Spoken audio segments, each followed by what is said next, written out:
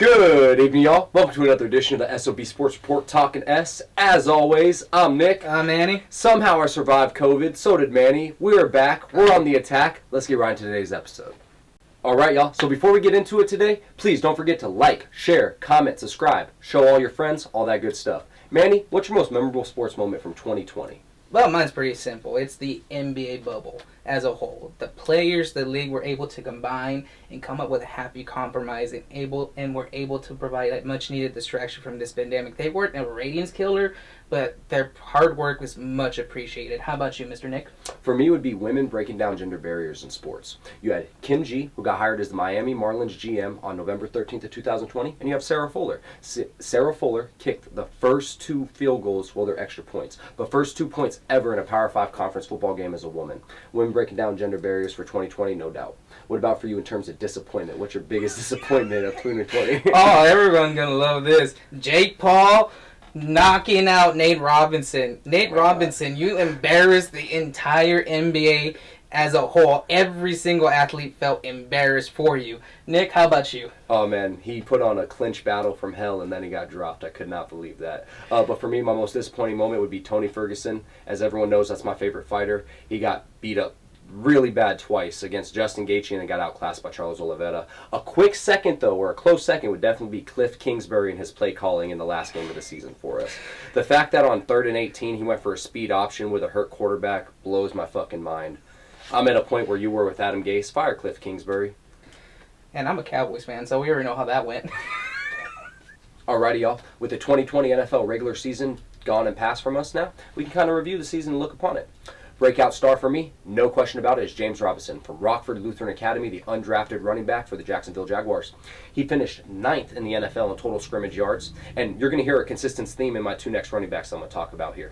No offensive line help, no quarterback help whatsoever. Differences with the Jaguars are they have no help regardless in terms of coaching, offensive scheme, defense. They're a bad team, but James Robinson was a lone bright spot on that team, and he was an undrafted rookie. Let's look at the biggest surprise for me, David Montgomery, the running back from the Chicago Bears. David Montgomery finished 5th in the NFL in scrimmage yards in total, and again, no offensive line help, definitely no quarterback help. I'm sure having Allen Robinson as number one receiver helped. Oh, tremendously. I mean, that man was robbed of a Pro Bowl voting. Yeah, that is a huge Pro Bowl snub. We'll talk about that next week's episode. But with that being said, I would definitely say my surprise of the year would be David Montgomery. Biggest disappointment of the year? This comes as no surprise, and I would feel like we're all in agreement here as NFL fans. Carson Wentz. Carson Wentz was tied in the league in NFL for interceptions. He only played 12 games, which was one less than Drew Lock, who he was tied in the NFL interceptions with. And he had a 57 completion percentage. Man played like absolute garbage. Granted, the Eagles team nor the NFC East is good, but come on, Carson Wentz. You proved that you're possibly not even a number one quarterback in this league. I'd say like a bottom tier 30. I'd say number 33 out of 32 at this point. That's looking bad. Alrighty, Manny. So with the NFL 2020 season in the books, how's your year in review looking? Well, my biggest disappointment would have to be the Minnesota Vikings.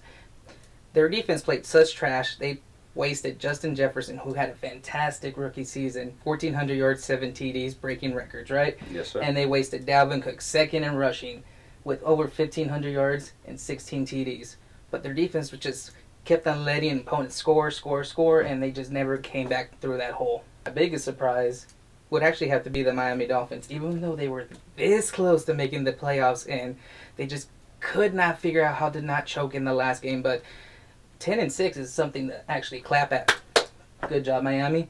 I mean, their defense was 3rd in scoring. Xavier Howard was playing out of his mind with 10 interceptions. And that quarterback locker room was great. Endless transition between one another, and they played similar. And you can tell the rookie and the vet really meshed together. And that's rare to do. Fitzpatrick plays that final game, they make the playoffs. I believe it. Well, he was out with COVID, so he couldn't play anyways. Yeah, that doesn't change my point whatsoever. If Fitzmagic plays that game, they make the playoffs. Alrighty, y'all. 2020, we're going to keep going in year of review. MMA Fight of the Year. Everyone knows about Dustin Poirier, Dan Hooker. Everyone knows about Zhang Weili versus Joanna Jędrzejczyk, which is my personal favorite fight of the year. But I'm going to give you guys some fights that you probably don't know about for Fight of the Year. My fight of the year would be Josh Emmett versus Shane Burgos. Josh Emmett tears his ACL in the first 30 seconds of that, comes back to win a unanimous decision against Shane Burgos, with scoring 2 knockdowns as well. Another fight that no one talks about, Vicente Luque versus Nico Price. In 13 and a half minutes, they combined for 260 significant strikes. 13 and a half minutes, 260 significant strikes. That's over 19 significant strikes per minute. And if you've ever seen Vicente Luque or Nico Price fight, you know that was an absolute banger. Fights of the year and fight runner-up for sure for me. Alrighty, y'all. Easy choice for boxing match of the year. Jose Sabeta versus Ivan Baranchyk. We're talking a 5-round thriller with 8 knockdowns and totals. Highs and lows, momentum swings, having Jose Sabeta get it done there in the 5th round. But again, if you have ESPN Plus, please go check out this fight. It is one of the greatest boxing matches I've ever seen. On top of that, though, for runner-up, Arnold Barbosa Jr. versus Alex Sassueto. That was the co-main event here for Lomachenko versus Teofimo Lopez. And let me tell you, that was a 10-round classic. Absolute scrap. Again, Alex Sassueto versus Arnold Barbosa Jr. Go check out both those fights. You're not going to be disappointed. All right, for some NBA news, the Suns are doing great. They are ranked 4th in the ESPN Power Rankings, and they have a record of 5-2 right now. Chris Paul has made a tremendous defense. He might not be the scoring machine or the assist machine he used to be at age 35, but he's brought leadership in defense and has shown the Suns it does not all have to be on Booker to win the game anymore. And I was sleeping on the Chris Paul signing. I'm not going to lie. I was talking some shit. So I'm happy it's working out for us. Let's go. Let's go. And then talking about the greatest NBA point guard in Suns history, Steve Nash, as the head coach of the Brooklyn Nets. Right now they're 3-4. They look promising in the first 2 games, winning the first 2 games, but they have been 1-4 since. Kyrie seems like he's just missing those, trying to take over when he doesn't have to. KD's just letting Kyrie do Kyrie. So I'm predicting self-destruction by the end of year 2.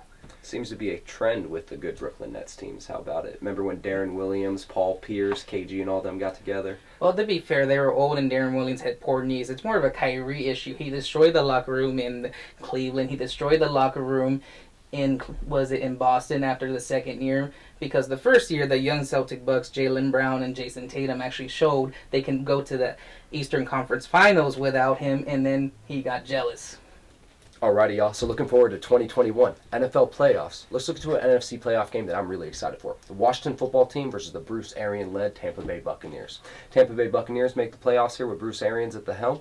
And now we're going to have to look to the Washington football team with comeback player of the year in Alex Smith and Scary Terry McLaurin on their side as well. Scary Terry, to me, top 10 receiver, no doubt. That defense as well on Washington, very underrated. Their defensive line is extremely formidable. I'm really curious to see how they'll play against Tampa Bay. Right, but Tampa Bay has done horribly in primetime games with losses to the Chiefs and Saints. Let's see which Tampa Bay we get, the dominating one when they're trying to figure things out, or the underwhelming performing one. Tom Brady has looked damn good this year, and they're missing Mike Evans this week possibly. But it's a good safety insurance to have Antonio Brown and Chris Godwin. How about it? AFC playoff game that I'm really excited for. The Tennessee Titans versus the Baltimore Ravens. You have Ryan Tannehill and his awesome receiver duo and Corey Davis and A.J. Brown going against an awesome cornerback duo. And you have Marlon Humphreys and Marcus Peters over there for Baltimore Ravens. Lamar Jackson is, of course, one of the top-tier quarterbacks in the NFL today, even though I do think defenses are figuring him out a little bit. But in terms of his rushing threat and his throwing threat, Lamar Jackson's still that guy. I'm very curious to see how this game plays out. But Lamar Jackson in the last 2 playoff games has very underperformed, looking like the bright light's just too big for him. So we'll see which Lamar Jackson we get, the MVP or the choker. We're going to find out here soon. Hey guys, thank you so much for joining us for another episode of Talking S. Me and Manny really appreciate it, so does producer Christian. We really appreciate you guys sticking with us even through the inconsistency of 2020. 2021 is going to be a far better year. Be on the lookout for all the great content. Don't forget to like, share, subscribe, all that good stuff. Until next time, much love. See y'all later. We didn't plan for this, so we're going to give them off rip. Shout out to producer Christian. Christian, what did you just ask us? Alright guys, you want to throw out some early Super Bowl predictions? Yes, I do, in fact. I'm going to go on a limb, and I'm going to say the Buffalo Bills versus the Green Bay Packers. It's not that much of a limb. I was actually going Bills too. But the Packers, Aaron Rodgers always seems to choke in the championship game. So I am going to go Saints if the referees don't screw him.